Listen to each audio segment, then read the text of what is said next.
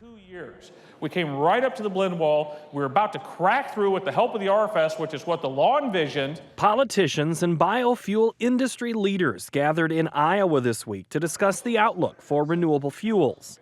Those in attendance wasted little time before jumping on the high-octane topic of the Renewable Fuels Standard, more commonly known as the RFS. It's an odd thing that it takes a mandate, an RFS, a requirement to let the market work.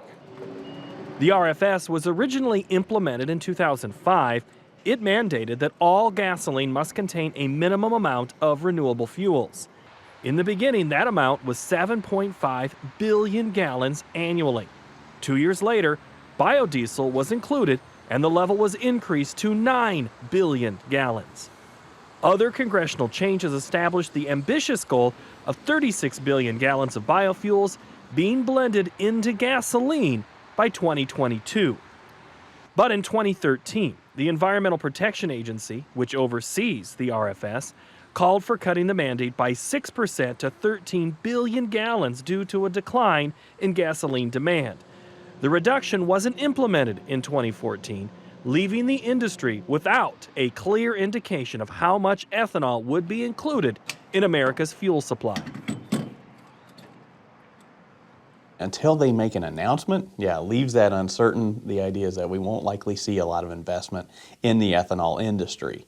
Once they make that ruling, especially looking at 2015, that will determine what's the impetus for some investment. Renewable fuels proponents cried foul over the delay, saying the RFS is a congressional mandate that boosted the biofuels ability in the open market. When it's lower priced, it adds qualities that gasoline absolutely needs, and we should have been growing. So what wasn't allowing that? It was access to market. You all know it.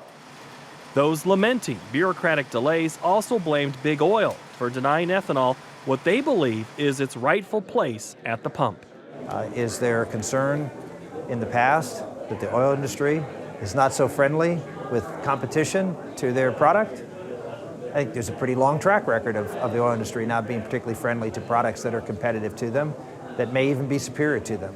I sat in all these meetings where we were trying to go to E15, and guess what? The oil industry pushed and pushed and pushed back because they didn't want it to happen, and now they claim there's a blend wall. Well, hell yes, there's a blend wall. They helped create it.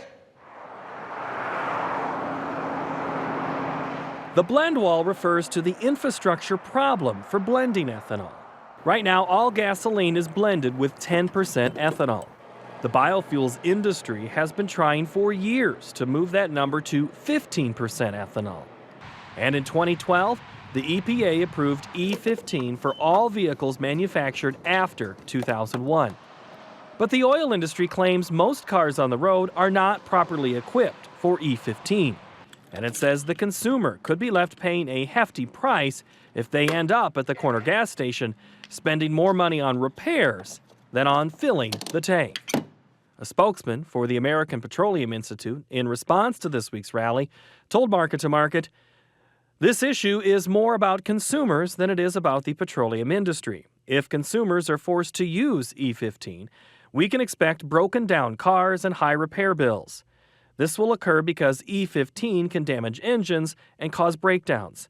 According to the Coordinating Research Council, this could even occur in vehicles approved by the EPA for E15. Auto manufacturers have said they will not honor warranties when E15 causes damage. Furthermore, since ethanol contains 33% less energy than gasoline, E15 lowers mileage." Consumer groups also have warned that EPA should suspend sales of E15, believing that many cars are incompatible and consumers don't know the potential dangers of using the fuel. When you look at ethanol, that's always been its one big bugaboo in the marketplace, is that it is a fuel type that it has some different characteristics than gasoline, and so it can create some problems in especially older vehicles. It takes time. When you're talking about a vehicle fleet of over 240 million vehicles across the country, and usually the vehicle flip is about 7-8 years, it takes a lot of time to move a technology forward.